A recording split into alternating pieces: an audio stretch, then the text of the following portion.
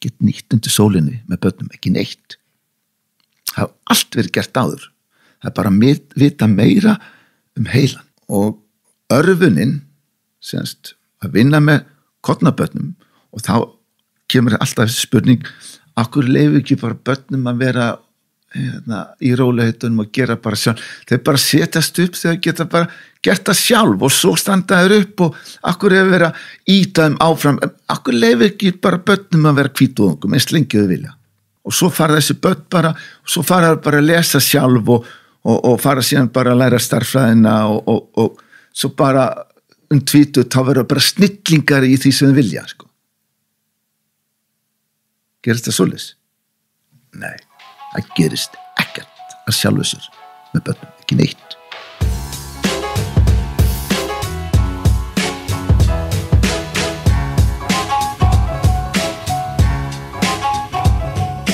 Gestur þáttarins stór karakter, svo lítið sér sagt. Meira en 7.000 börn hafa farið í ungbarnasund til hans og nú þegar Snorri búinn að bjóða upp á ungbarnasundi sitt í 3 áratugi eru foreldrar sem sjálfur stóðu í lófanum á honum í sundlauginni í Mosó að mæta með afkvæmin sín í sund til hans. Þetta fór ekki auðveldlega af stað hjá Snorra. Nýstárlegheit eins og ungbarnasund var hreinlega fyrirlitið þegar Snorri fór af stað en í dag flykkjast læknar og vísindafólk í tímanum til Snorra og hann trekkir að milljónir áhorfa á myndbönd og tímanum sínum sem og milljónir flettinga á vísindagreinar byggðar á sundkennslunni hans og áhrifum hennar á ungbörn. Ef þið eigið barn eða hafið svo mikið sem séð svoleiðis þá áhugaverðan fróðleik að finna í þessum þætti því sundið jú bara eitt verkfæri Snorra til þess að ögra og örva barnið en við förum yfir ástæður og mikilvægi þess í þættinum. Það besta við að búa í borginni og fara í ungbarnasund í Mosó að Kemi, Tunguhálsi 10, akkurat í leiðinni. Hjá Kemi færðu Bosch rafgeima og núna erum við gjörsamlega komin út fyrir mitt sérsvið. Það eina sem ég veit rafgeima að þeir eru þungir og að bestu rafgeimarnir í bransanum eru frá Bosch. Kíktu á úrvalið hjá Kemi á Tunguhálsi 10 eða á kemi.is og Bosch tryggir gæðin. Svo það toppur sem framleiddur samkvæmt ítrustu gæðakröfum því ef þú ætlar að gera eitthvað, gerðu það þá vel. Ef þú ætlar að drekka eitthvað, þá líka eins gott að það bragðist vel. Og þess vegna drekki ómælt magn af toppi með eplabragði. Í dós, að sjálfsögðu. Allt betri í dós. Helst að stapla bara 10-pakk rútunum af eplatoppi í dósinni í ískáp fyrir vikuna en þið fáið hann líka án bragðefna og með límónu og sítrónubragði. Eirberg opna nýja, flottari og mikið stærri verslun upp á Stórhöfða 25 og í tilefni þess verða opnunartilboð á öllum vörum dagana 30. september til 2. október. Endilega kíkið við og láta koma ykkur á óvart með vöru úrvalinu sem Eirberg hefur upp á að bjóða og verðunum sem bjóðast í tilefni opnunarinnar. Það má nefna það er einmitt Eirberg sem selja tufti. Ef maður berða svoleiðis fram. Ég hef bara lesið þetta á nærbuxum og sokkunum mínum. Tufti, ullarfötin. Þau ætti að nýtast einstaklega vel núna þegar það kólnar í veðri og fyrir hausta.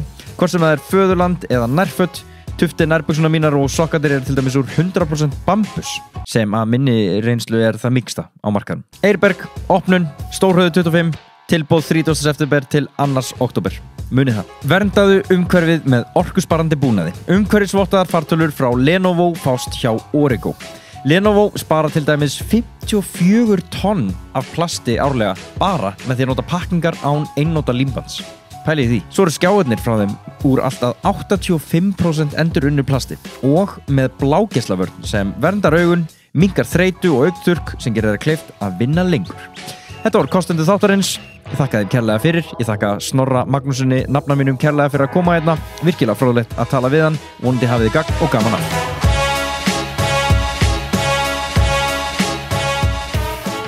Hvernig ertu þessa dagana? Ertu búin að fara í sundlaugina í dag? Nei, já þetta er. Við erum að taka upp hérna klukkan 9:30. Hvenær eru tímarnir hjá þér? Ertu ekki með morguntíma? Ekki á miðvikudögum. Þetta eru svona útréttingatímar. Dagurinn sko fyrir hádegi á miðvikudögum. Já, ok. Ef ég þarf að gera eitthvað, að fara eitthvað eða versla eitthvað, þá nota ég þann tíma. Annars ertu bara í lauginni? Annars ég svolítið upp í laug, já. Já. Þú ert, hvað erum við að tala um? Ertu bara alla aðra daga vikunar? Ekki sunnudag. Nei. Laugardaga líka? Já, já. Ok, og þú ert bara með rúsínu, fingur og tær nánast halvan daginn? Já, já. Hvernig er svona eins og laugin hjá þér sem þú ert í, er mikið, þú veist, er þetta mikið klór eða hvernig vatn er í þessu? Er þetta eitthvað öðruvísi í tengslu við ungabörnin eða? Já, sko sundlega vatn er bara sér vatn. Það er til ferskt vatn og það er til svona vatn og lækja vatn og og svona, en sundlega vatn er bara ákveðið vatn. Ok. Og það er svona alþjóðlega þá er það svona hreint vatn, en það er ýmislegt í því, sko. Já. Og erlendis þá er bara aldrei skipt vatn. Nei. Það er bara vatnið, sundlega vatnið, og það er svona. Og þá þarf að vera klór í því, því að það þarf að vera dautt, og það sem gerist að það safnast upp bundin klór. Semst að þegar klór gengur í efnasamband við lífrænt efni, þá drepur hann, en það fer ekkert. Já, auðvitað, einmitt. Það er bara í vatninu. Það er ekki endurnýjun hann. Það er bara okkur skítur í vatninu. Já. En við hérna á Íslandi, sem eigum svona mikið af vatni, við höfum öðruvísi reglugerði, sko. Að það er þannig að vatnið endurnýja sig. Með við stærri laugarinnar, þá er að gera það kannski á 25 dögum eða 30 dögum, eitthvað sliðis. Og laugin mín ætti raunverulega endurnýja sig á svona 10 dögum. Ok. En hún gera það á 23 tímum. 23 tímum? Já. Er bara stöðugt flæðið þarna? Já. Og hversu margir lítrar er hún, veistu það? 110 tonn. 110 tonn? Ok. Það þýðir það að ég þarf að nota klór, og það fer svolítið af klór.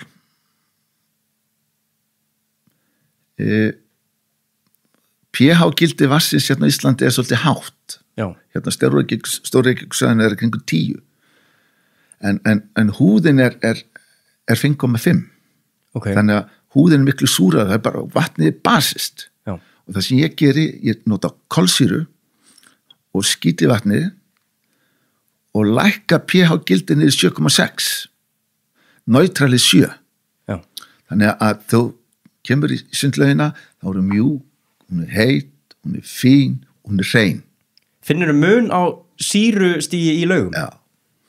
Ef þú ferði með basist vatn, þá ertu í hörðu vatni. Ok. Mjög hart vatn. Og mannst ekki gamla þegar þú varst að læra sund. Jú. Og fórst í kaf og augum voru öll rauð. Já. Og þið öskruðu og æftuð öll í bekknum að það var svo mikið klór í lauginni. Þess vegna er ég að spyrja út í vatnu, þegar þú ert í laug alla daga. Og það er ekki klórin sem var að gera augum rauð. Það er sýrustíð. Það er sýrustu vassins. Já, ok, ég hef alltaf tengt og þegar ég lækka pH-gildi niður 7,6, þá þarf ég minni klór til þess að ná rétta gildinu, það kallast PPR, bara þegar maður mælir klórin. Já. Til þess að hafa það sem ég vil hafa. Ég hafa 1,2. Ok. Þannig að ég nota ekki mikinn klór. Út af því að þú kemst upp með að endurnýja vatnið svo hratt. Já, en ég nota kolsýru. Já. Og þú kemur inn í lauginni hjá mér, þá finnur enga klórlykt. Nei. Okkur ekki. Það er minn spurning til þín. Já. Vegna þess að það finnst engin klórlykt nema að klórin gangi í efnasambandi við lífrænt efni. Já. Ef vatnið er hreint, þá er engin klórlykt. Ef klór er að vinna, þá býtu, þegar maður fyrir sundlega, býtu, okkur sem ekki klórlykt, en okkur er að vinna í vatninu. Já. Já, það kemur svona skítut vatnin í laug. Nei, það er ekki það. Það eru baðgestir sem draga með sér óhreinindin í vatnið. Það er eini möguleikin. Og þannig gossar upp klórlyktin. Þannig kemur klórlyktin. Þannig að vatnið er hreint. Já. Og það er klór í því, en síðan koma skítugir baðgestir í það og þá fer klórið að vinna. Með hverjum manni sem tekur ekki sturtuna á hann fyrir sundlaugina, kemur 1,4 grömm af saur með honum. Já. Bara by the way. Já, einmitt. Bara þú okkur áður farið rassinn, áður farið í sund. Það er skilabóðin. Klórin vinnur hitt hjá þeim sem tæk ekki sturtuna. Já. Og þá kemur þessu klórlykt. Þannig það er í rauninni viðvörunarbjalla ef það er mikil klórlykt. Já. Ok, en er klórin ekki alveg ágætis vörn gegn þessu eða? Hún verður að vera. Já, getur ekki aðeins hughrist okkur hérna með því? Jú, og vatnið hérna á Íslandi er mjög gott og laugavatnið er dautt. Já. En það myndar svona klórgufa sem veldur ástæðan fyrir því er að klórin er að vinna. Já. Vatnið er alveg hreint. Mér er alveg trist að þið getur farið í hvaða sundlauga sem er hérna á Íslandi og þið vitið að það er verið að hugsa um að vatnið sé dautt. Ok, þannig að þegar að baðverðir ef þið sjáu svona sæta fína laugar það sem þetta svo vinalegt að gróðu þarna og mosi, þetta bara sjáu hvað slí þarna, svona indislegt og þá börn og konur ekkert að fara þar í. Er þetta því að það ýmislegt annað sem lifir þar. Já. Ekki kannski þessi gróður sem við sjáum, en það ýmislegt annað sem ekki gott. En sko, viljum við búa í alveg sterilu umhverfi? Viljum við bara vera með sóttrensi brúsan alltaf á lofti? Eða í lagi kannski að baða sig í einhverju svona... Sko, í gamla dag, þá gat maður farið í þessa útilaugar og svona, sko, og það voru svo fáir sem sótt þetta. Það var alltaf í lagi kannski. Já. En þegar koma mjög margir gestir með alls konar bakgrunni, nei, ég tek stustuna bara. Já. Ok, þannig að við hefum ekkert að vera ég ætla ekki að fara að stjórna hvað því gerir sko, en maður hugsa bara sjálfa sig sko. Já, en og sundlaugina mína, ég vil að allir taki sturtu áður en fara ofan í sundlaugina. Já. Og það svolítið, hefur breyst mikið á seinna árum, fólk er að koma í laugina bara sturtu, er það ekki þarf að taka sturtu áður fyrir sundlaug? Þetta er ekki basjónast að fara í sko. Býtum við fólk eitthvað rakt við það að fara í sturtu? Já, það er svona, það hefur breyst mikið á senast árum. Ha? Já. Spes. Hefur þú einhvern tímann fundið finnurðu mun á klórlykt inni á þér? Veistu hvað er að fara? Ef til dæmis ef einn tími myndi bara engin sturta sig. Nei, sko, lögin reyndar ekki mikið sótt hjá mér, sko. Hún hafði bara þessir tíma, það eru kannski 50 mann sem koma á hverju degi, sko. Já. En svo, og þetta er 10 metrar laug, ringlaðan laug, 5 metrar radíus og þannig að hún endur nýja sér vel, það er aldrei klólitt þarna. Ok. Það er bara það er vel að þessu staðið. Já, lögin er reyn. Einmitt. Og vatnið. En þetta er svolítið fræðið, þú ert að það maður eitthvað að læra þetta eða er þetta bara það sem kemur með reynslinu, þú ert náttúrulega búin að vera í þessu í áratugunum saman sko. Þetta bara kemur með svona, reynslu og svo hef ég gegnum árin fengið menn til að hjálpa mér og svona og fræðstæðum. Já. En ég sé alla lögina frá Attilu. Já, í Skálatúni eða ekki? Já, sundleginu þar. En þetta er ekkert byggt af þér, það? Þetta var þarna áður en að þú byrjar með þessu ungbarnastarfsemi? Já, sko, lögin sjálf var útilaug, hún var byggð 1965. Já, það. Og hún var byggð af foreldrafélags Skálatúns. Skálatúns heimili var svona stofnun fyrir þroskahamla einstaklinga og þarna byggu þá svona kringum 50 manns.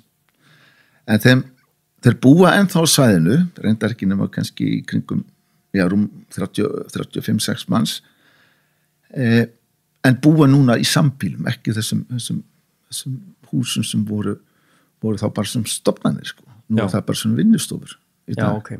Og þau sóttu alltaf launa, ég kendi þar til þess að byrja með frá 82-3 bara yfir sumartíman, það var byggt yfir, síðan þetta skýli, þetta hús, 88, og þá gat ég farið að kenna allt árið og sá einmitt möguleikann að vera með ungbarnasundana líka. Ok, við þurfum aðeins að spóla tilbaka af hverju þú ferði í þetta ungbarnasund og þegar þú segir að þú varst að kenna sund. Já. Þú, sko, já, ég ætla eiginlega bara að spóla allalega þangað til að þú ert sjálfur byrjar að stunda sund sem bara, krakki og þá kannski fínt að byrja þar að þín svona, þú talar eina af þínum helstu fyrirmyndum er fyrirverandi sundkennarið. Já, Helgi Hannesson. Já. Hann kenndi mér að synda og það situr ennþá í mér, það er hans næmni að vinna ekki bara með mér, heldur bara börnunum sem voru þá og ég byrjaði nátt mitt skólasund 7 ára og ég hafði aldrei farið í sundaður. Bara, þetta var Akranesi og laugin var bara 12,5 metr, lítil laug, nett, sem diska í annan endan og ég þorði bara ekki onni. Þetta var fyrir mér bara Atlantshafi. Hann kom okkur ofan í bara róleita, haldi í bakkan og hann gaf mér 2 ár. 9 ára var ég honum syndur. Og eftir það, mér fannst það svo mikið sigur að ég fór bara æfarsund. Já. Já, fór bara og þá var hann að kenna, þjálfa svona yngri krakkana í sundi og eldri þá líka og ég bara fór að æfa sund og var orðið bara mjög þokkalegur þegar ég var 12-13 ára sko.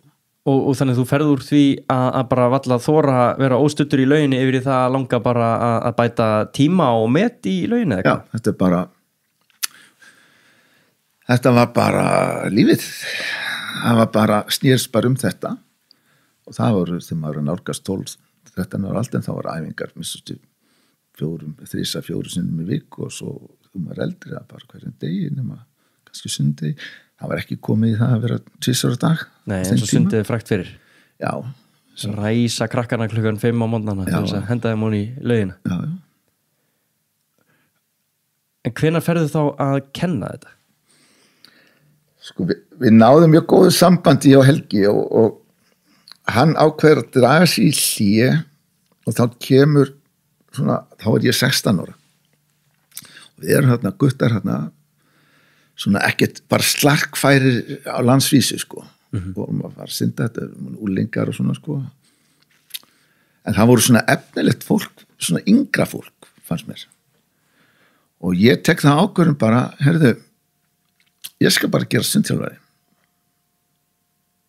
og þú ákveður bara að miðla þinni reynslu á hérna það var bara samþykkt já og ég fer á bakkan 16 ára og bróður minn og tvíburabróður minn og fleiri vinir og kunningi voru þarna og svona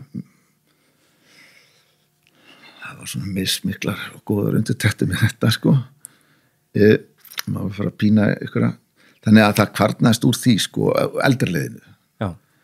Þannig ég fekk svolítið svona gott hreint borð þegar maður fór að pikka upp yngri börnin bara upp í og gekk bara mjög vel með þann hóp. Já, einmitt, þú skiptir henni þarna bara frá því að vera að þjálfa eitthvað svona afreksfólk í sundi yfir í að fara bara í smá, ég veit ekki hvort það kallast barnasund eða bara þjálfa yngra lið. Já, yngra lið, það bara krakka sem voru svona 12-13, 14 ára sko, aðeins yngri ég. Já. Og það voru mikið af því liðið var síðan bara afreksfólk í sundi. Sko. Einmitt. Bara Íslandsmeistarar og við getum talað Ingól Gissurar og Inga Þór Jónsson og Ragnheiður Runolfsdóttir og reynda fleiri sem voru að berja þarna en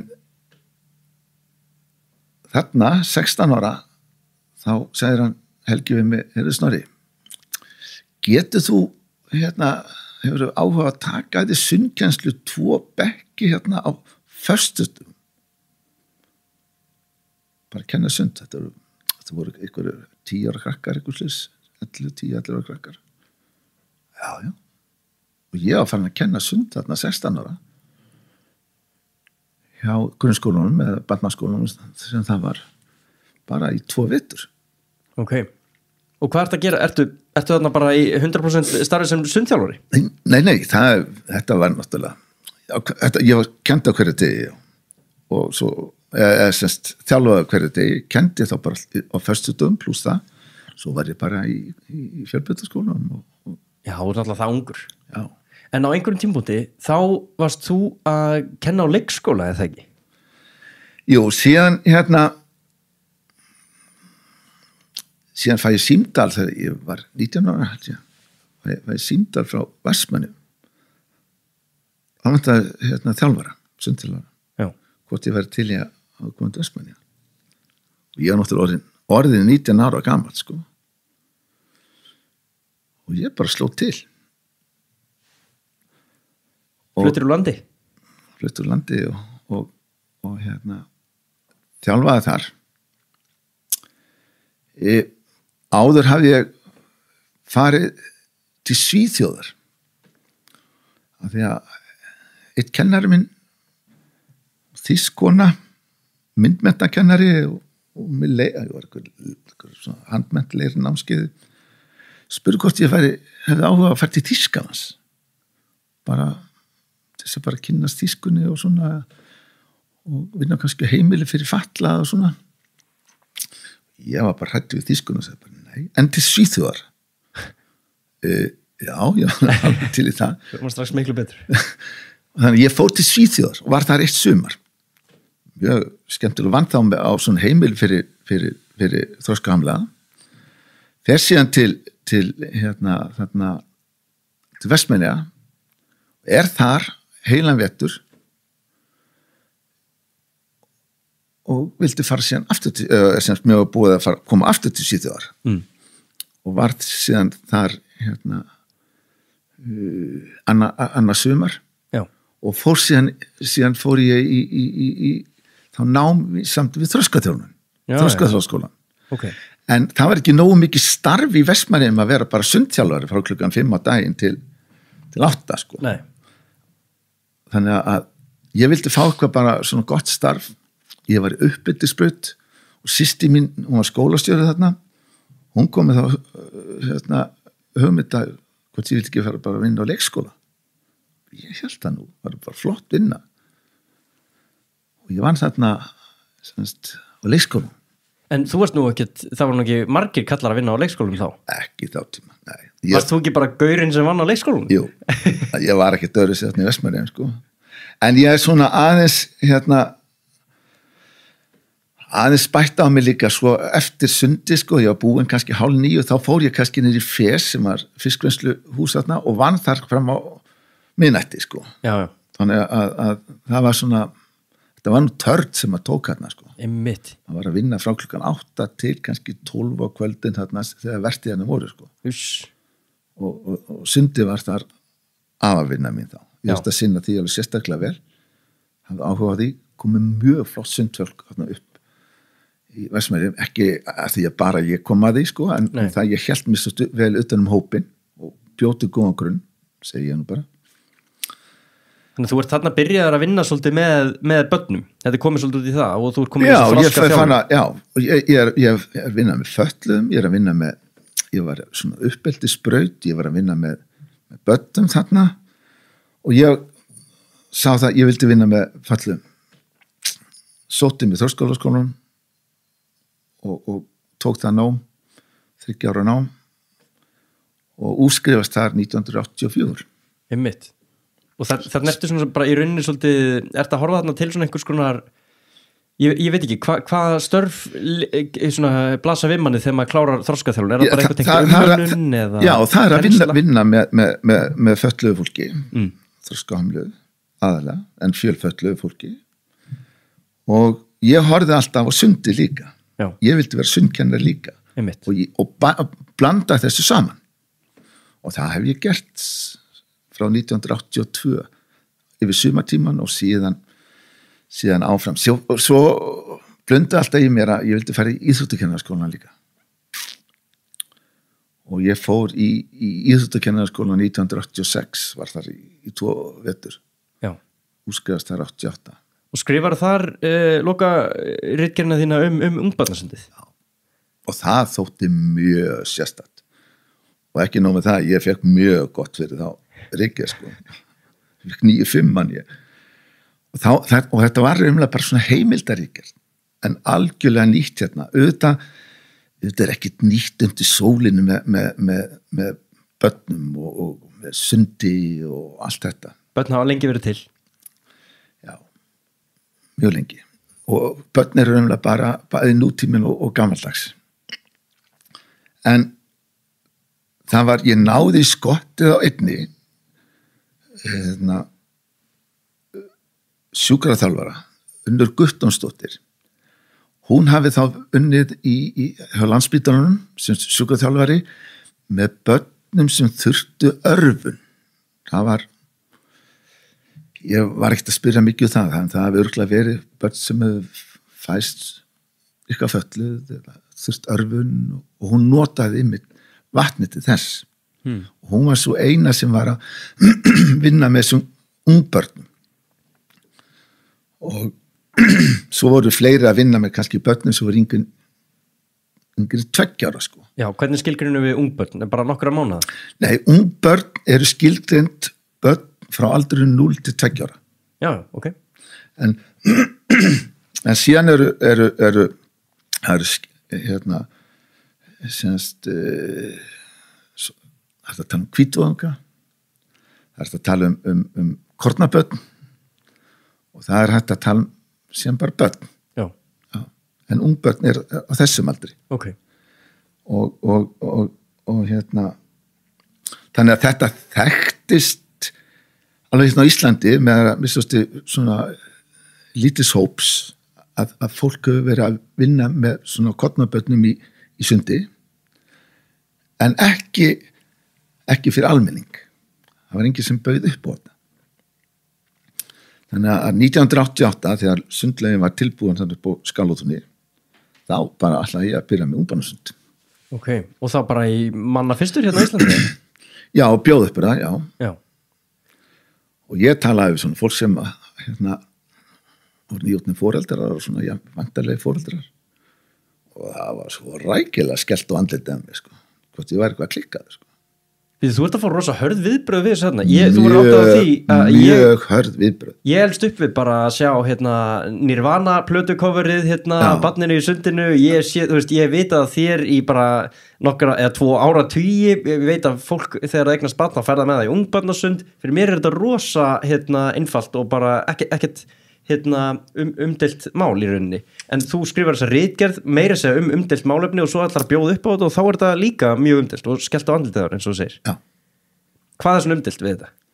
Já, það tíðkast bara ekki að fara með svona ungbörn í sund. Og er það svona mikið stór mál að fara með það í vatn? Nei, það var ekki. Þannig að ég dró mig bara í hlé, sagði ok, ég var komið í kæristu þarna og sem ég byrja bara með mínu börn, kannski best að gera þetta, ég hafði enga praktiska reynslu heldur í þessu sko. Nei. Þannig að þóttist vita allt um þetta þá þegar áreindið það vissi ekki neitt, þannig að það var kannski betra með að byrja bara sínu en aftur á móti eignaðist ég tvíbura og í þá daga þá var þetta náttúrulega tvíburafæðing var svona, móðurinn þurfti að vera í ykkur 4-5 daga upp á spítala eftir svoleiðis og allt gekk vel og þar kynntist kona mín fólki sem var í svipuður aðstöðu að vera aðeins lengur og svona. Hún fór að tala um þetta og ég fekk strax viðbröð sko. Svo var ein vinkon okkar, hún var nýbúin eignast barn og ég fekk að prófa aðeins með hana svona sumari sko. Mína dætur fættist í lok ágúst og ég var alveg til í þetta sko. Þannig að þetta var bara underground lokaður hópur, alls ekki auglýstur og ég veit ekki tala um þetta bara þannig að þetta bara barnaverndarnefnd bara kæmist ekki í þetta sko. Já, einmitt. Þannig að ég fekk það hörð viðbröð, ég dróð mig algjörlega tilbaka þá 1988 bara frá væntanlegum foreldrum og foreldrum. En hvað vilt þú, hverju viltu ná fram með því að fara með svona ung börn í sund? Af hverju ertu svona harður á því að þessi börn þurfa að fara í sund? Áfram með því. Nei, sko, markmiðið með ungbarnasund getur verið margvísleg og þegar ég settist niður og fór að svona setja upp plan, ok, mér langar að vinna með þetta og það var nummer 1, 2 og 3 örmön hreyfiþroskans. Ég vildi vinna með það. Já, vel bara heilbrigð börn, þetta er ekkert eitthvað í tengslum við eins og þú varst að tala um sjúkraþjálfarinn. Nei, bara börn sem er bara nýkomin í heiminn og bara fara með í vatn og vinna með þar, örva hreyfiþroskan, gefa þeim möguleika og notalegu, örfandi en ögrandi umhverfi og vinna með það. Ok, og vatnið er bara gott verkfæri þannig? Já, vatnið er bara þetta, og ég þurfti að velja nafnið á þessu sundi og þess vegna veit ég allt um ungbörn eru 0-2 ára, þessi skildskrin gerist að leita hann uppi og hvernig það var mjög lítið notað þetta ungbarna. Já. Það hétt bara mæðravernd og eitthvað svoleið sko. Nú er þetta ungbarna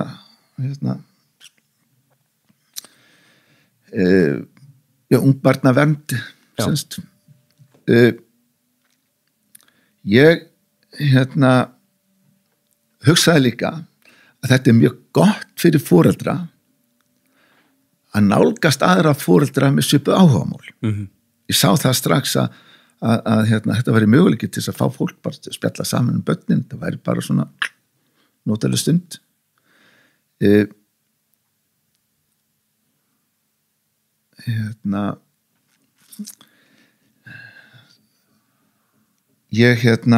vissi það að grunnur öllum hreyfiþroska var jafnvægi. og ég ákvað að vinna með jafnvægi og þá veit ég að jafnvægi að byggist á 3 þáttum, 4, fyrst og fremst spógöngum, sjóninni, nemum með liðamótum og húðinni. Og hvernig ætti ég að vinna með það? Og ég sagði, já, spógöngin mikilvægust, gera sórar, setja börnin í kottnís og upp og niður, leyfa þeim að standa. Leyfa þeim að standa. Já, að byggja upp styrkin, allur styrkur byrjar upp í hryggjasúlunni, semst í hálsliðunum og fer síðan niður og þegar barn stendur þá ekki spurning hvað sterkt í fótum, heldur en hvað hryggjasúlunum er styrk. Ég vildi vinna með það.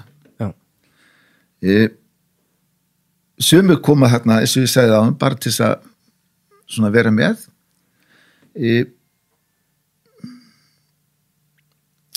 Aðalatriðið átti að vera gaman. Já. Öllum átti að líða vel. Ekki bara foreldrum, heldur börnum líka. Og númer 1 og 2 og 3. Börnum átti að líða vel. Og ég gekk svolítið svona kannski, ég vissi raunverulega ekkert börnarna sko. Á þessum tíma. Ég vissi það bara öllu börnum fylgir grátur. Og það var bara alvanalegt að hafa grátið þarna og vist og það var bara, já, og svo bara, það var bara alvanalegt að börn gráta og svo bara haldið áfram vinna og svona, sko. Síðan fer ég að hugsa þetta betur. Það á öllum að líða vel. Líka börnum. Það er eitt fasið þarna sem á ekki að vera hana. Það er grátur. Hvernig get ég unnið með börnum, það sem er bara gaman en engin grátur. Hvernig get ég unnið með börnum á þess að misbjóða þeim?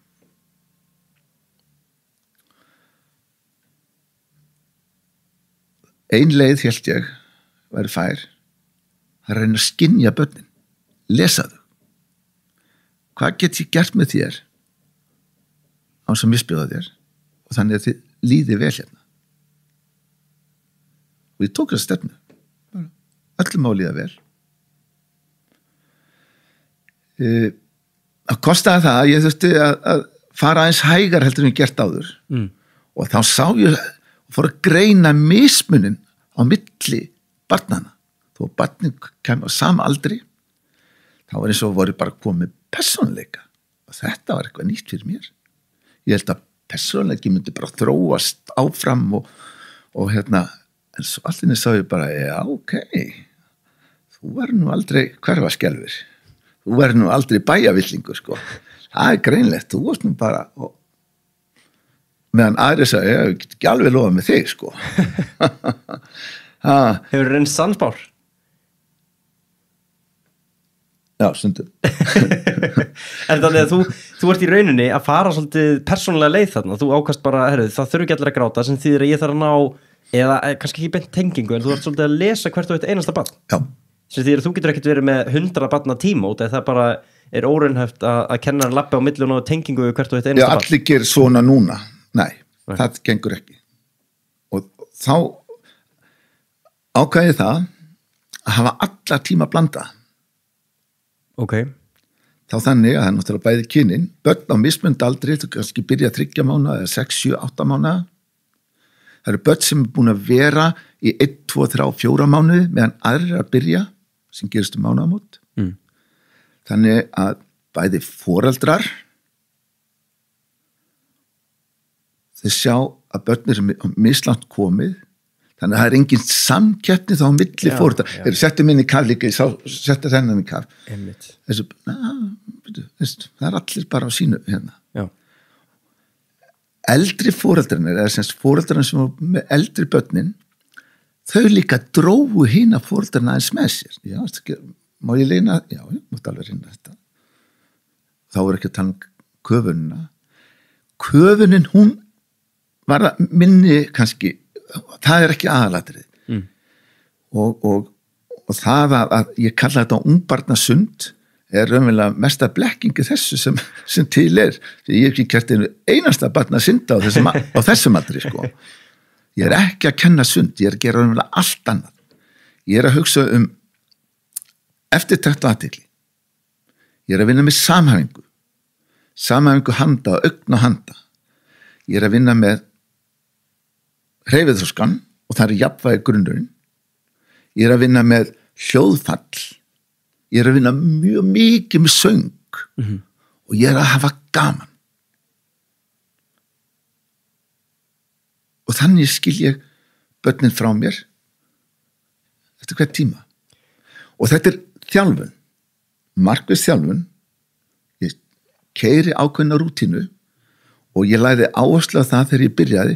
Ég ætla að hafa þetta 2 í viku, börnin koma 2 í viku og hver tími klukkutími. Sem svolítið mikið.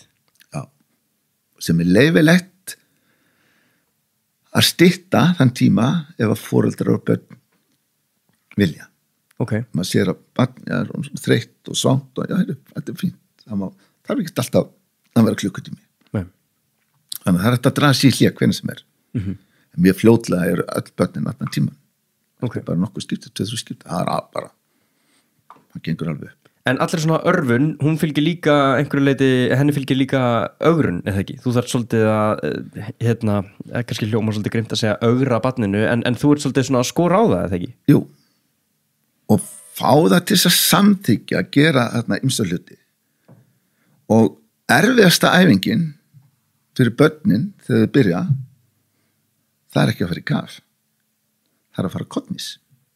Já.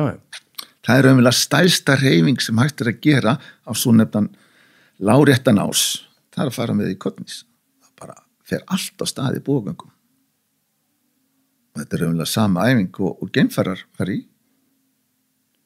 Þeir fara að koddnisa og ringi og erum að vinna með jafnvægiskerfið. Styrta þjálfun, hún mikilvæg og það æfingar má gera heima áður en börnin komið sund. Þess vegna legg ég áherslu á það ef þú eru áhuga að koma í ungbarnasund Snorra hafið þá samband um mig. Ég bið að koma að horfa eitt tíma. Ef þú kemur þá kemst ég sund. Ef þú kemur og horfir á tíma sem þú ert ekki að taka þátt í, þá kemst ég sund. Ok, þannig að það inntökuskilyrði. Já. Ég hef einmitt heyrt á þessu. Af hverju gerur þetta? Og af hverju eru svona andum að fólk sé þarna af fúsum og frjálsum vilja og áhuga? Já. Fyrst og fremst barsins vegna að koma að horfa á að þú vinnir með mjög einfaldar æfingar sem hægt að byrja bara á gólfinu, liggja á maganum og síðan æfingar í baði að finna ákveðin takt semst ég let fóruðar að telja blása þéttinsfast framan í andlit og vitt þannig að það reyni á andlitsviðbragðið það svona svipað að fara út í storm barnið dregur að sér andan og vil að krista yfir með þvottabók yfir andlit og vitt og það þarf að gera akkurat að rétta tíma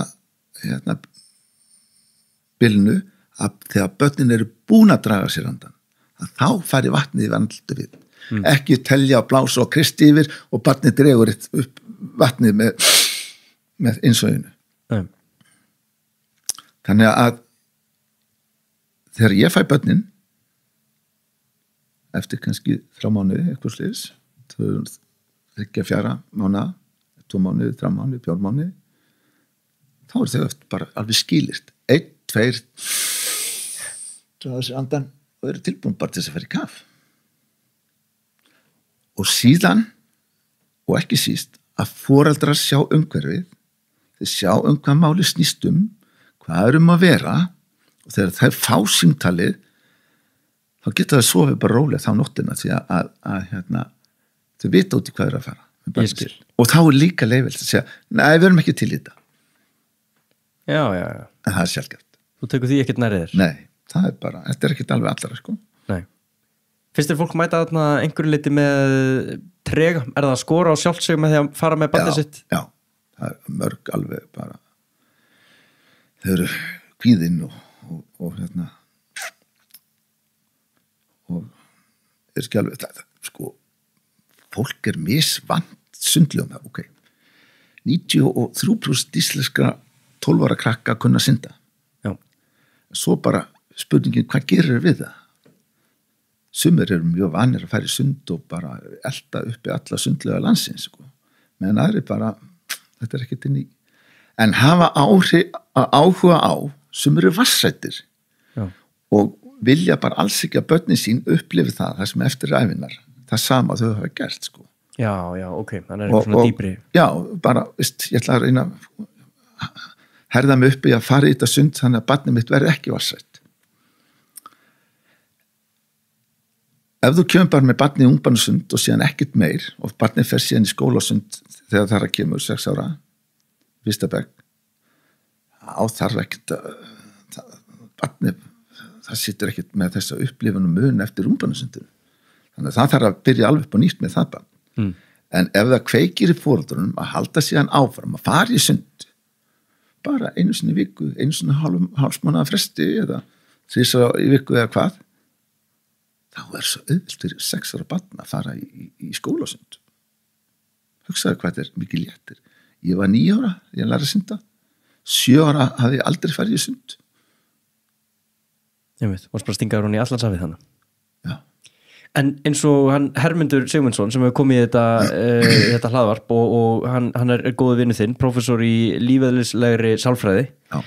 Hann er svolítið hrifinn af sundinu bara út af, sko, ef ég síða niður í eina setningu bara svona símalaus samvera, bara að fólk er bara saman í sundi og það er engin símar og það er bara samskipti á milli manneskja. Er það ekki líka kannski vettvangur sem þú ert að búa til að fólk er saman, það er að kynnast öðrum nýbökuðum foreldrum og það er, ég meina, 2 foreldrar saman með barninu sinu, leggur ekki svolítið áherslu á að báðir foreldrar komi, eða hvernig er það?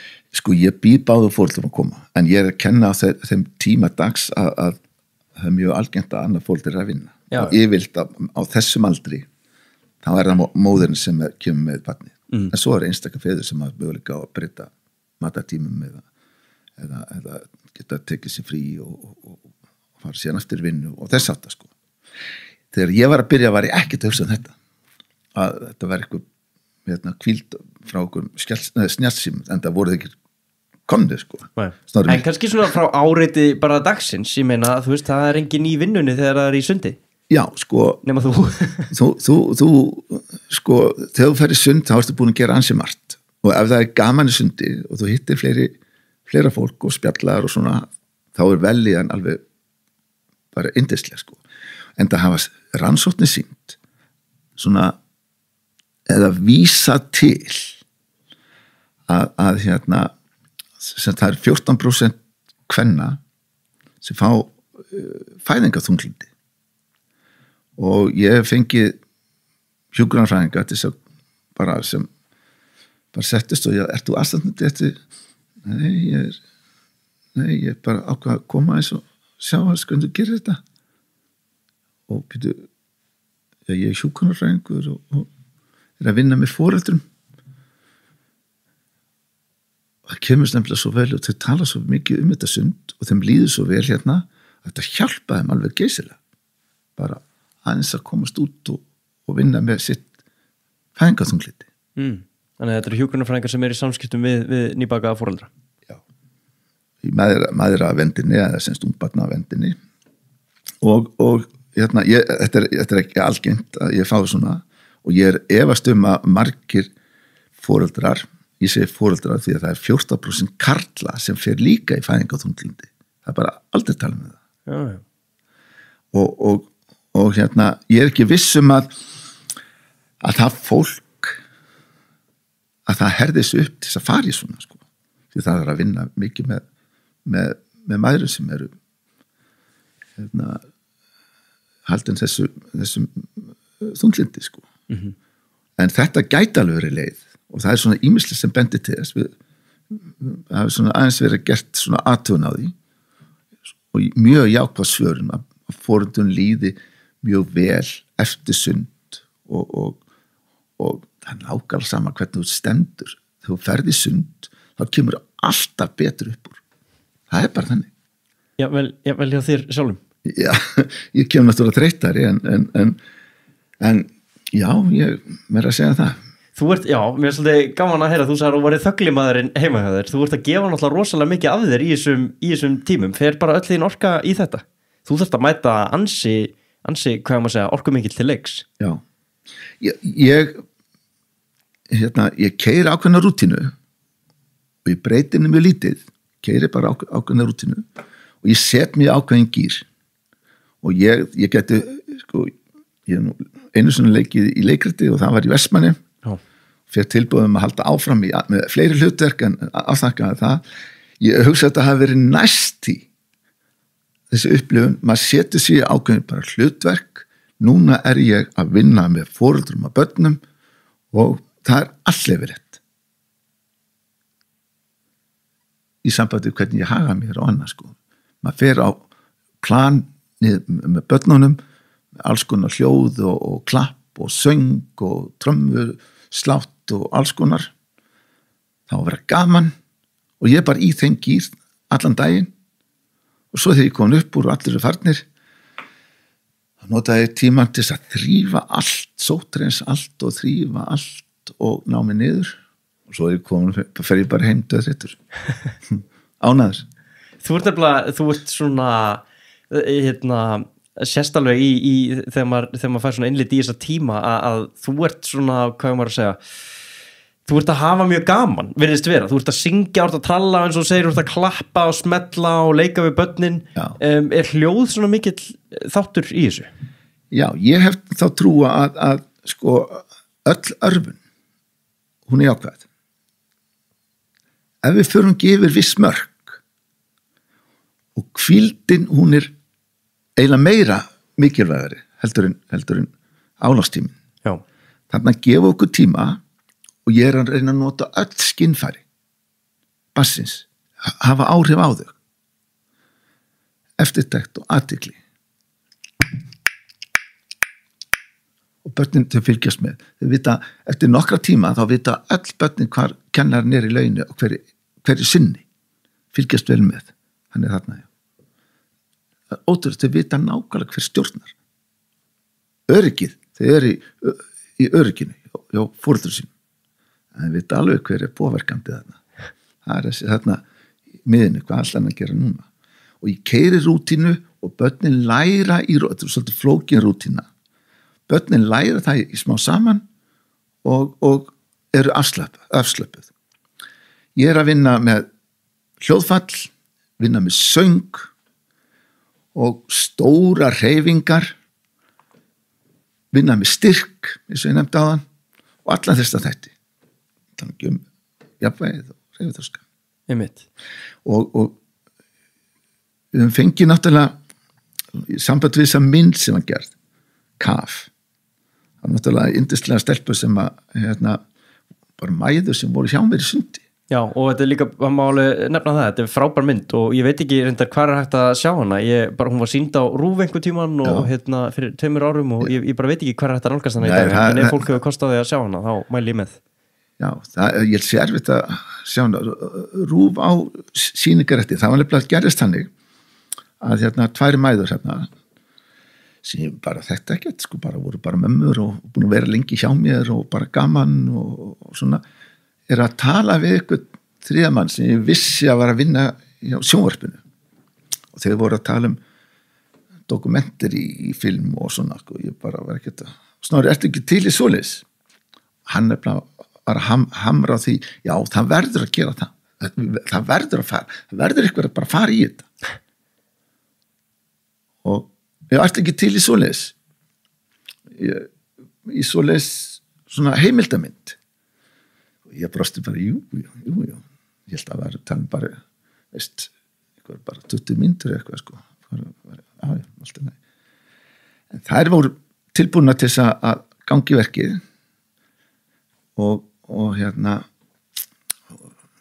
þetta er Elín Hansdóttir og Anna Rún Tryggvadóttir, þetta eru listaspýrur geggjaðslega flott listamenn myndlistamenn og ég þekki ekki þetta fólks í sundinu, ég er ekkert að spyrja hvað ég gerir á hann en það kemur eitthvað upp og svona hvað starfar en ég komst að því bara setna, þetta er bara geggjaðslega flottar flotti listamenn svo allt innu liðu, ég veit, nokkra vikur eða mánuður og þá allt innu hefur sambandið með kona sem heitir Hanna Björk Valsdóttir, hún sagðist að vera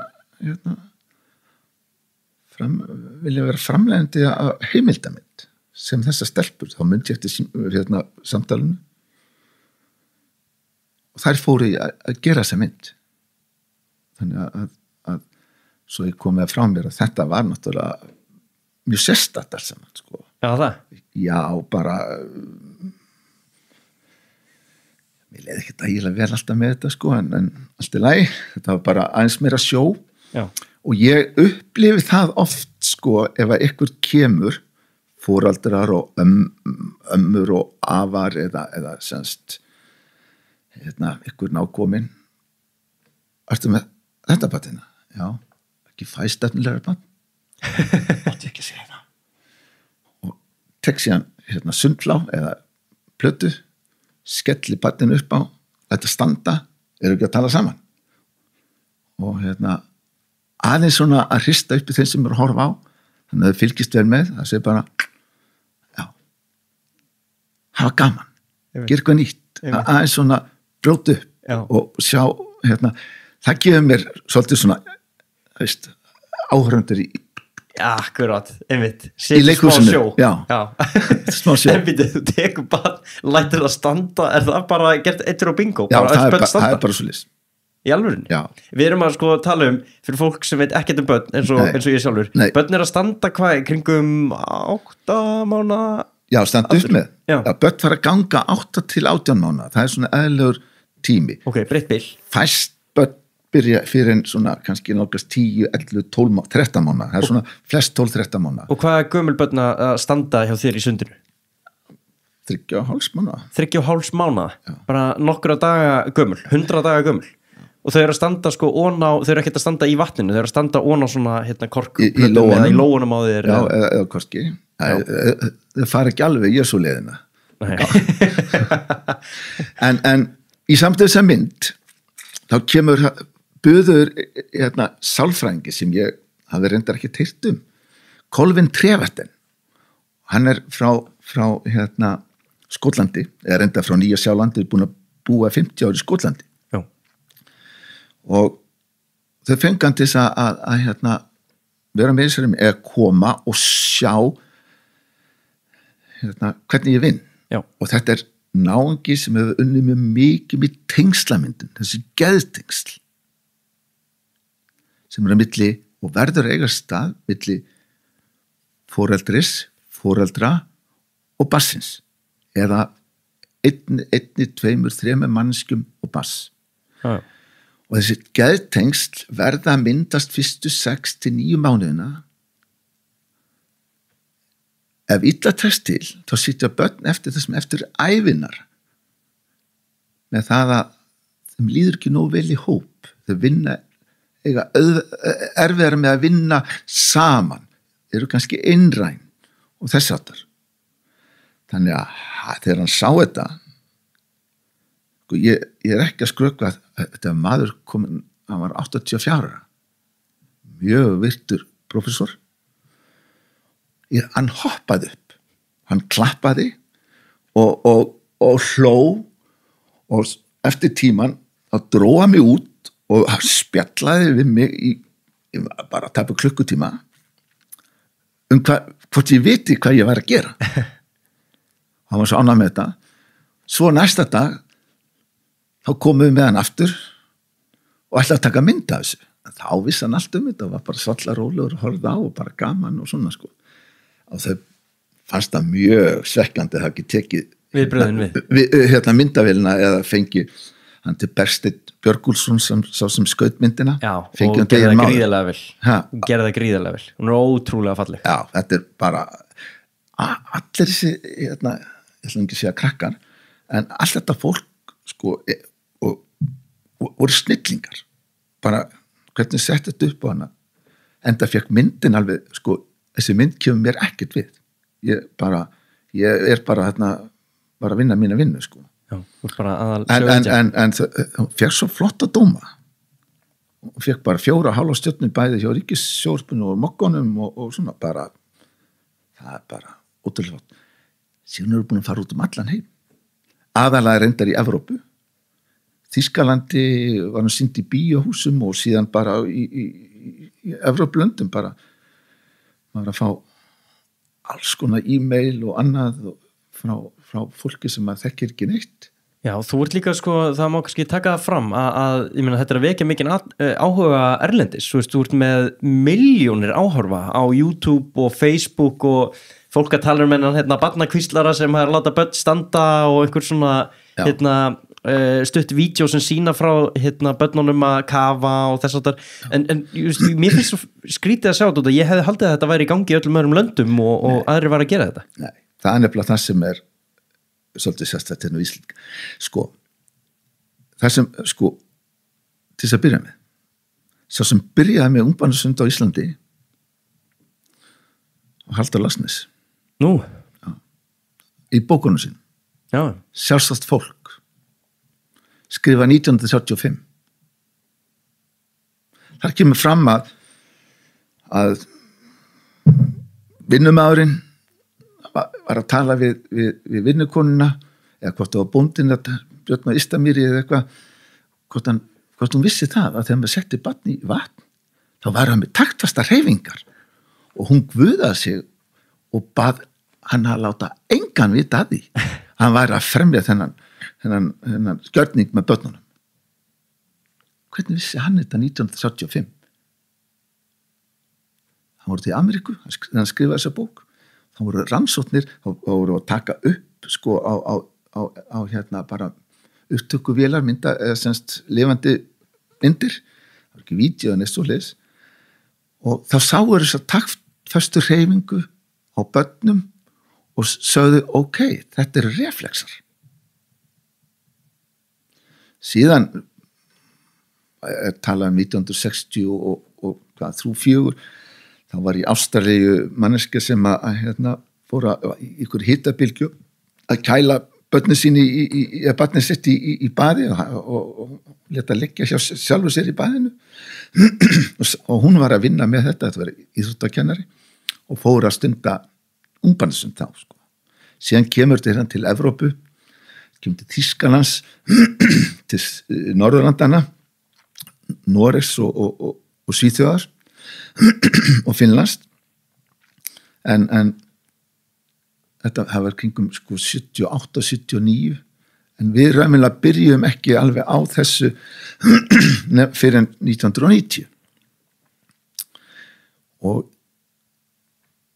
þegar ég var að gera mína ritgerð á sínum tíma þá var bara einu sinni viku 30 mínútur í senn og hittasti vassins 32-33 gráður reyna að kynda upp í það sko og mér fannst það svolítið kalt með börn á þessum aldri við höfum möguleika á að hýta vatnið meira hérna og akkur bara hálftíma ég var að fara að byrja upp í Mosfellsbæ og þá var hann bara ferðalag bara taka nesti með úr bænum til þess að fara upp í Mosfellsbæ á þeim tíma og vera bara 30 mínútur ofan og sér aftur heim nei, maður fer aldrei í sund fyrir minni en klukkutíma 2 viku klukkutími senn, vatnið heitt þannig að börn og foreldrar þeim líði vel í vatninu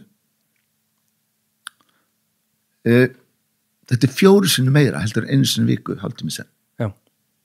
Þannig að við erum að tala með massífa þjálfun þarna og rannsóknir á börnum og annað eins og við Hermundur höfum verið að vinnað sko með 2 rannsóknir sem voru byrtar í flottum greinum bæði Child og Frontis vöktu gífurlega athygli ekki bara með hann ungbarnskennar heldur bara með vísindunum það vissu allir það svona sem eitthvað hefur verið með börnum að börn gátu staðið í lóa kannski ekki alveg 3 hálsmúna en maður sá alveg myndir frá foreldrum hérna á Íslandi og annað mann þeirra Þorgrímur Þráinsson sýndi með mynd af pappa sínum þegar hann hélt að honum sjálfum hérna ég veit ekki hvað hann væri gamall kannski 6-7 mánaða sko standandi í lóanum sko Já. þannig að það er ekkert nýtt undir sólinni með börnum, ekki neitt það hefur allt verið gert áður það bara vita meira heilan og þróun heilans og örfunin semst að vinna með kornabörnum og þá kemur alltaf þessi spurning af hverju leyfi ekki bara börnum að vera í rólegheitunum og gera bara sjálf þeir bara setjast upp þegar geta bara gert það sjálf og svo standa þeir upp og af hverju hefur verið að ýta þeim áfram af hverju leyfi ekki bara börnum að vera hvítungum eins lengi þau vilja og svo fara þessi börn bara svo fara þeir bara að lesa sjálf og fara síðan bara að læra starffræðina og svo bara tvítug þá verður bara snillingar í því sem þau vilja sko. Gerist það svoleiðis? Nei, það gerist ekkert að sjálfu sér með börnum, ekki neitt og svo litla örfun sem foreldrar veita þá börnum sem að eiga bara að gera þetta sjálf það þá nóg til þess að þau þróast og þroskast áfram en það er undir hælilegt hvort að hreyfi þorskin verður bara góður hvernig verður það þegar hún er 3 ára fær barnið þá útrás fyrir hreyfi þar sína þar barn útrás fyrir hreyfi þar sína á fyrstu vikum og mánuðum já en svo hreyfing er ekki stór og mikil og það er heilin sem tengist í svefninum allar heilabrautir að myndast og tengja saman og það gerist í svefni já. Það er raunverulega að setja inn í harðadiskin þess vegna er hvíldin og skóður svefn rosalega mikilvægur börnum og þau fá besta svefnin eftir að búin að vera í líkamlegu bardúsi við skulum kalla þetta bara bardús þetta er ekki þannig að sé vera mistir með börnum og langt úr því að það er ótrúlega gaman að sjá barn sem er búin að vera kannski 3, 4, 5 mánuði hjá mér sjá hvernig það sko hollingin við erum að tala kannski 6, 7 mánuða gamalt barn 8 mánuða styrkurinn og hollingin og hreyfifærtin farin að jafnvel að myndast við að klappa og eru með og tromma og bara gaman og hvort það sé þjóðstart inn í framtíðina já ég þorði ekki að segja í gamla þetta að þetta er tvímælust þjóðstart inn í framtíðina og hvað, ætlar að síðan að gera þetta eitthvað snillingi á þetta að vera, já, í skák eða starffræði ekkert endilega ykkur líkanlegu atgerfi bara börnin fái útrás fyrir hreyfiþörf sína og rannsóknir hafa sýnt það að þegar verið spurt ok, allir þurfa hreyfingu hvenær er best að byrja og þá er sagt aldur er ekki inn í myndinni þetta þarf að bara gera alla tíð Einmitt. Og mér finnst þarna til að skjóta því að hann Gauti Gretarsson, sjúkraþjálfari ég farið í sjúkraþjálfunar hóptíma hjá honum og þar er verið að vinna með alls konar hluti og mestmegnis samhæfingu taktur, verið að halda á lofti með einni hendinni með borðtennisbaða og leysa millu með hinni hendinni eða stígu upp á einhvern bolta og dribbla á sama tíma og ég hugsa bara þú ert að gera það sama nema bara fyrir unga börn og hann að gera þetta bara til þess að bæði örfa náttúrulega og búa til nýjar heila brautir og styrkja þær en líka bara til þess að koma í veg fyrir hvað segir maður bara að maður kóðni niður eða svona use it or lose it í rauninni að bara örfa þig svo að þú tapir ekki því sem að þú hefur nú þegar Akkurat og hugsa þér að grunnur er lagður að svo mörgu 3 ára aldurinn 2,5-3 aldurinn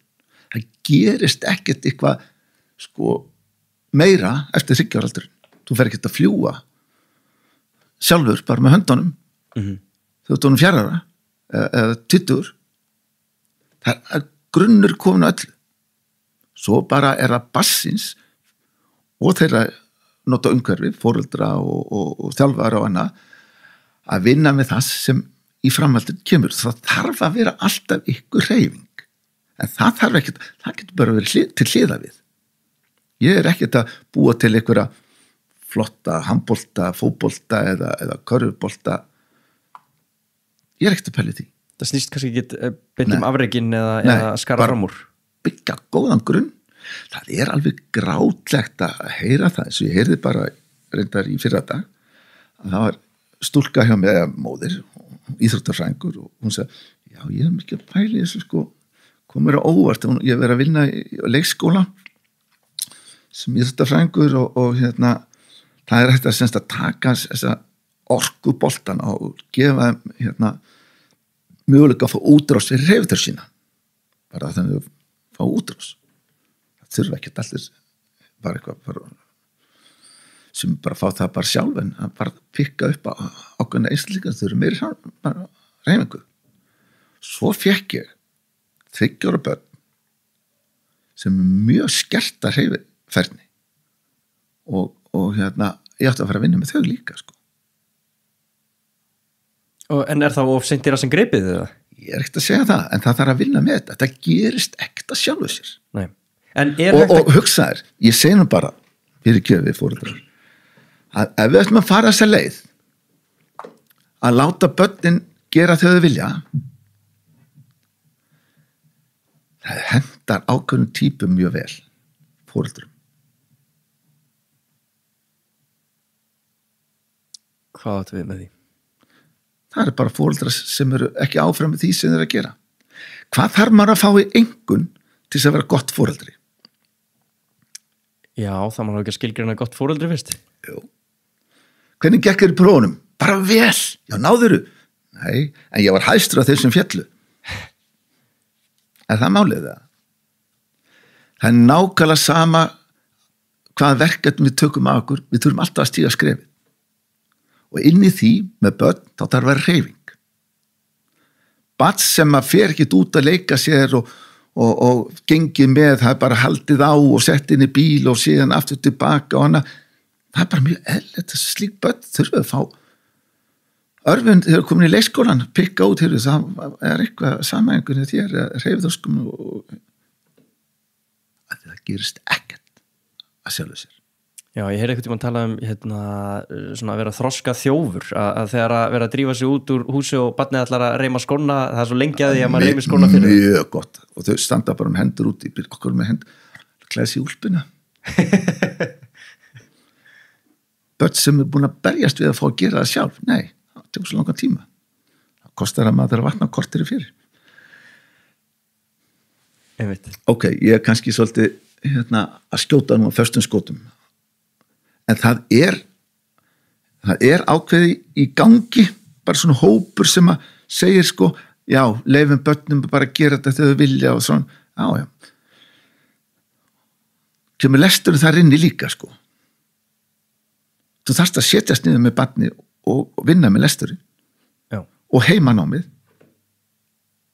Og það fylgir kerfinu, en það fylgir kannski ekki beint frumkvæði fóreldrisins, og það er á einhverju tímabúti þarf barnið að fara í skóla og þá fær það að sjá bók. Já. En það hefði alveg getað fengið að sjá bók. En börn fyrst og fremst ábúrð fóreldra. Já, einmitt.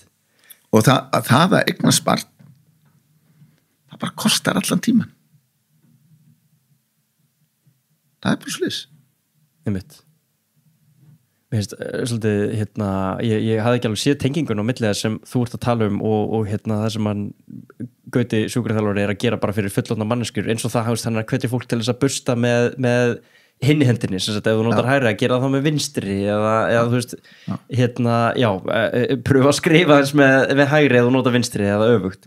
Og þetta er í rauninni það sem þú ert að gera sem fyrst í lífi barnsins. Já, ég náttúrulega með miklu einfaldar æfingar sko. Já, sjálfsögðu.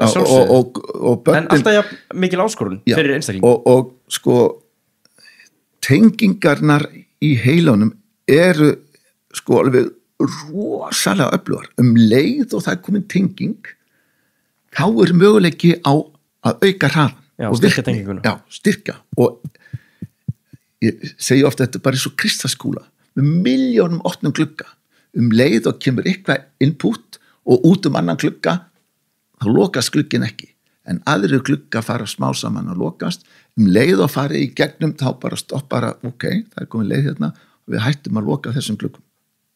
Þannig erum við að vinna með börnum. Einmitt. Það er kannski gaman að heyra það frá einhverjum sem búin að vera lengi eins og þú. Sérðu breytingu á eins og uppeldis aðferðum eða viðhorfi gagnvart uppeldi hjá foreldurum sem að koma til þín? Eða eru þeir foreldrar sem koma til þín kannski aðeins of lítið mengi? Sko, fólk sem kemur til þín er augljóslega með ákveðið viðhorf. Já, sko, ég fæ væntanlega ekki það fólk sem ég langar svolítið að vinna með, sko. Já. En ég fæ einstakar sinnum og finnst það mjög gaman, sko. Þetta fólk sem ég er með geggjæðslega flotta foreldra, sko. Og þessi foreldra, ef það fær ekki til minni sund, þá var það bara að vinna öðru sem börnunum sem, sko. Og ég er ekkert að segja að það sé eina leiðin að vinna með börnum í vatni. Það er alveg hægt að gera þetta líka, bara tummy time og bara byrja strax og vissans með þau og lefum að fá útrás og hreyfingu og hoppa og vist og þetta er bara, sko, fólk sem er bara í sínu hlutverki og gera það vel. Einmitt. Hvaða fólk er þetta sem þú hefði viljað fá til þín? Er það þá fólk sem er að hugsa um það að þetta kemur á sínum einn tíma? Já. Og er það eitthvað ríkara núna í samfélaginu heldur en áður? Ég bara núna mánaðamótin og ég var einmitt að tala við henni í gær, það kom móðir og hafði samband við mig og sérst að vera að listanum hjá mér og já, ég fann hana en það er eitt gall að þessu þú er ekki komið að horsta á og barnið er orðið þetta gamalt. Já, ég nota ákveðin frasa, ég saði þér ef þú ætlar að koma í sundi komdu að horfa á þú getur unnið með barninu frá það var 6 vikna, 5 vikna, 4 með smá bara mjög einföldum æfingum en skilvirkum. Hún kemur að horfa á þá er hún komin fremst á listanum það er svo landsíðan að hafa samband og það er bara þannig ég bara sippaði inn í tíma hérna en við byrjum bara að róla því að barnið er ekki búið að fá neina forþjálfun 6 mánaða ég segi ekki algjört en alltaf því algjört slitti já, við vinnum bara með þetta svo er liðin núna 2 vikur hún mæta 5 sinnum stendur þessu játtkall og þegar börn fara að nota fætur þá er allt öðruvísi þá er styrkurinn komin í hryggjarsúlun á hana það er allt öðruvísi að meðhandla það er miklu auðveldara heima þau hjálpa sér vel til ef þeir húka á armunniðinum þá er bara mjög þungt og erfitt að meðhandla svo þessu börn en leið og styrkurinn kemur þá er það að hjálpa svo mikið til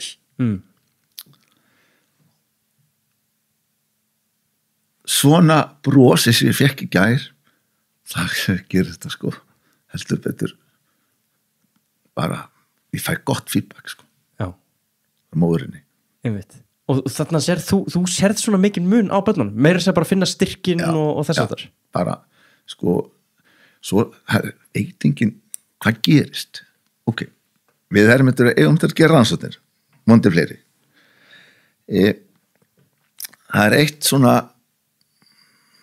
sem enginn veit út af hverju standa börnina það er ekki sem heitir standreflex það er ekki þekkt með svo stig og það er sko reflexar eitthvað sem dvína 3 til 6 mánaða aldur sumir reflexar var alltaf tíð eins og kyngingareflexin og andlisviðbragðið og annað en standreflexin það er enginn talað það sko og þessi grein sem birtist í frontis sem vakti svo mikla athygli hjá Hermundur, hann er búin að skrifa yfir 100 greinar, ég held að þetta sé svo mest lesna grein þessi stand að börn geti staðið á þessum tíma og eins og ég nefndi á hann að það er ekkert nýtt undir sólinni þetta þurfti bara að koma í vísindin þá er það hægt sko og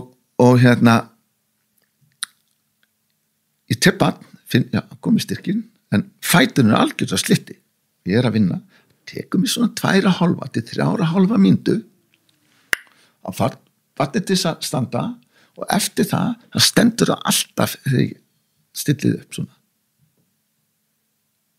svo ekki styrkur þóttu þá bara sikkur í hendinni og sinna sem flá og bara gaman og svo fer það bara að standa ég er ekki að fá til með spönn markmið er ekki að börn færi fyrr að ganga til dæmis það er alls ekki, en vonandi þegar þau fara að ganga þá er jafnvægi vonandi betra og þau gera færri mistök það er það sem ég horfa á.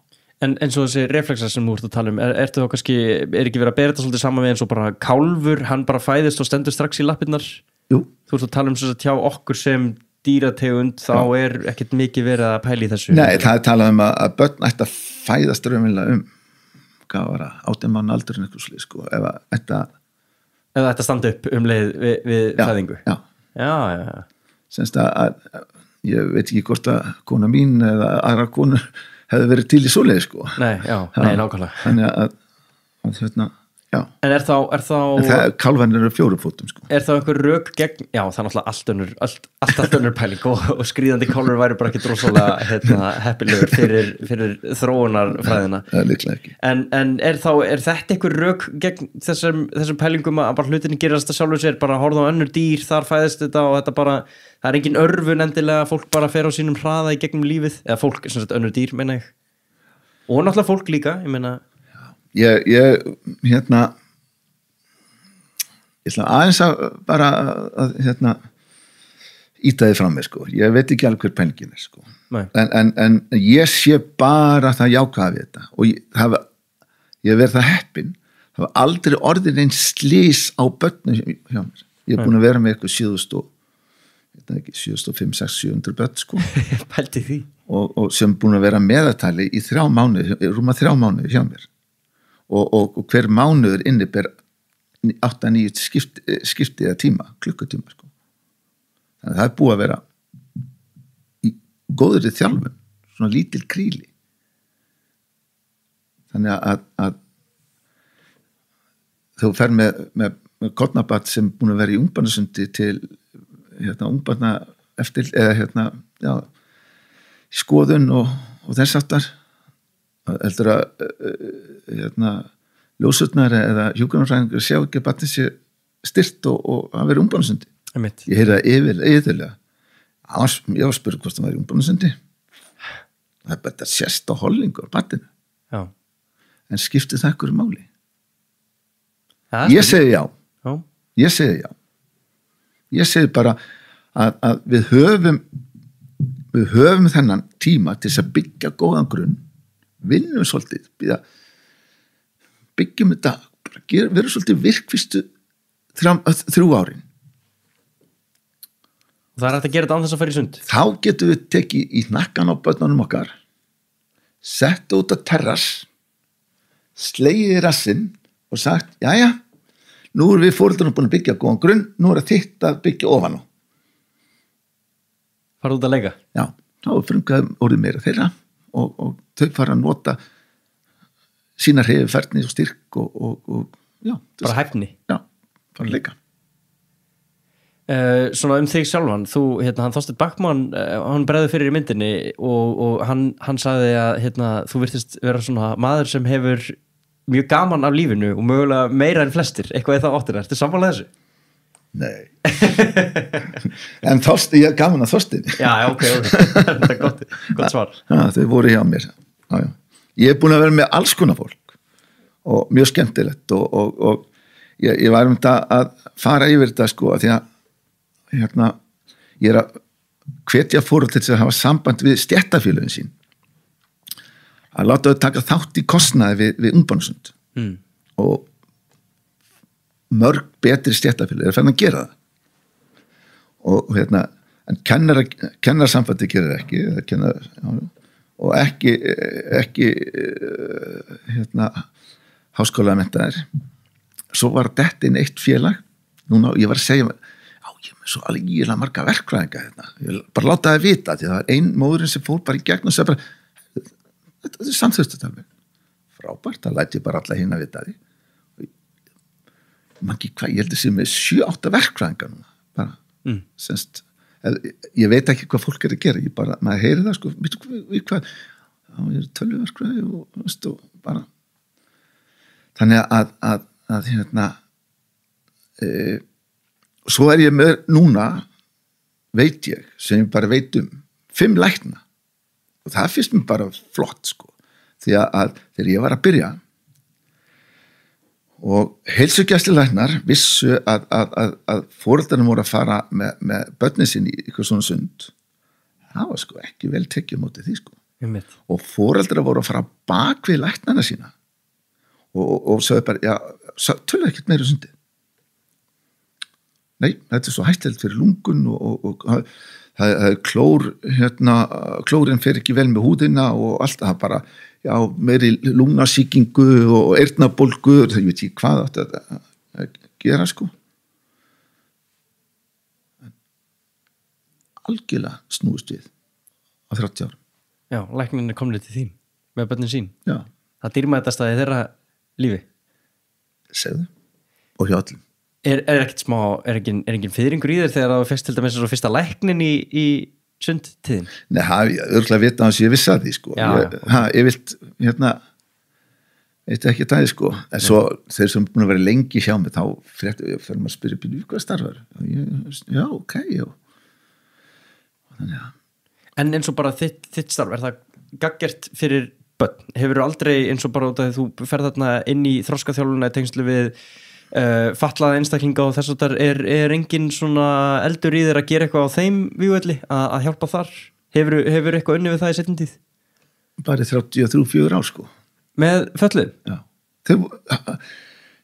Frá að seinustu áramótum var ég alltaf að vinna frá rétt fyrir 4 til klukkan ganga 7 með íbúðun sem búa í sambýlunum við Skarlótun. Í alvörinni? Já. 4 daga í viku. Ok, ég vissi það ekki. Og er það sama, myndur þú segja, þar séu sömu grunnreglunar með bara örfun og Já, en það er náttúrulega komið aldur.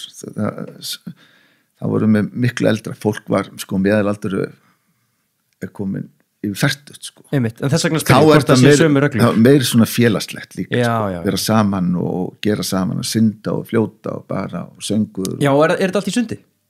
Já, ok. Þannig að þú og ég var búin að kenna öllum þeim sem gátu lært að synda Já. Semst. En svo var lokað á það núna áramótin. Ok. Bara fjárskortur. Já, það. Já. En þú sem sagt notar lögina líka fyrir þessa einstaklinga? Já. En ekki lengur, bara fram á seinustu áramótum. Í 34 ár? Eiginlega yfir sumartíman frá 80 og 82 held ég. Magna. Þannig að góðu tína þarna. Já. Meir en lífaldur margra hérna inni. Já. Kekjað. Er eitthvað svona ég er svolítið smeykur að segja ekki eða spyrja ekki að einhverju sem er augljóst þarna út af því að ég á ekki barn sjálfur og hef ekki velti fyrir mér að fara með það í ungbarnasund. Er eitthvað svona sem ég vildi kannski að ég var að segja að þetta var öðruvísi og ég veit kannski ekki draga úr því að þetta sund mitt hefur vakið heilmikla athygli erlendis. Og ég er ekki þetta svona kannski hef ekkert verið kannski að segja mikið frá því sko. Nei, fólk er nú að læra þetta af þér og ég sá hvað var það í Sardinju það sem voru að kenna át í sjónum. Já. Númba það setja í sjó. Þeir komu 2 saman sko sjúkraþjálfarar reyndar í doktorsnámi og vildi læra þetta og ætluðu að koma aftur svo bara kom COVID sko. Já. og buðu mér út og Hermundi alltaf fyrirlestur. Það voru sjúkraþjálfarar, það voru fæðingalæknar og ljósmæður og ég tók svolítið svona stórt upp í mig sko þegar þau segi, ok Snorri þú kennir þá fyrir okkur til að sína að þau sé hvernig ég vinn og svona bara að þannig að fólki sjá hvernig þú kennir þetta. Já fyrir smá byrju, þetta er fólk sem tala enga ensku eða litla börn sem ég aldrei séð það átti að vera 3 hópar 12 barna hópar og ég átti að kenna 3 tíma röð og fullt af fólki í kring fyrst 1 tíma og síðan kom síðasta og síðan 2 tíma og ég segi bara ok og svo hélt ég fyrirlesturinn og hreyfiþroskan og það sem ég var að vinna með og allt þetta sko. Og svo sjáum við hérna síðan þegar ég fyrir að kenna að það er eitt sem ekki leyfilegt í sundin hjá mér, það er bannað að gráta. Þú ert svona harður á því? Ég segi ekki að ég hef mistið út mér, en ég hef búin að segja þetta margótt við alla hérna í Íslandi. Þarna tók ég svolítið stort upp í mig því að ég vissi ekki, það hafði aldrei séð svo fóreldrar eða börn eða neitt. En það stóðst. Ég vann heilmikið, setti svona 85% barnanna í kaf í fyrsta skiptið og svona. Var gaman, engin grátur. Það var sem flott. Það er geggjað. Það var geggjað. Þetta var svona alveg bara dream sko. Já. Að því að ég bara segi það bara á öllum að líða vel í sundi. Á að vera gaman. Og það er það sem að þessi Kolvin Trevertin segir sko að hann er með þessi tengslamyndum og Sæjun Kjartans geggjaðslega flott kona Sálgreinir búin að vinna mikið með börnum og þessu tengslamyndum og foreldrum og veit hvað þessi skiptir svo miklu máli að tengslamyndin á sér fyrst og fremst stað í gegnum snertingu augkontakt og með því að nota röddina og líklega er snertingin mikilvægastar hún er eiginlega lífsnauðsynleg ef barn er ekki snert í langan tíma þá verslast upp og deyr snertingin er mikilvægast og þarna erum við í vatninu skinn við skinn er mjög öflugt og við erum að vinna með þessa þætti auðvitað að þú vorst að tala um símana og allt það, ég ætla nú ekki alveg að fara þangað því að við erum að nota þess að síma allt og mikið í staðan fyrir að mynda augkontakt við börnin okkar þá erum við kannski aðeins að gjóa annað til hliðar og hvað er að gerast þar sérstaklega með yngstu börnin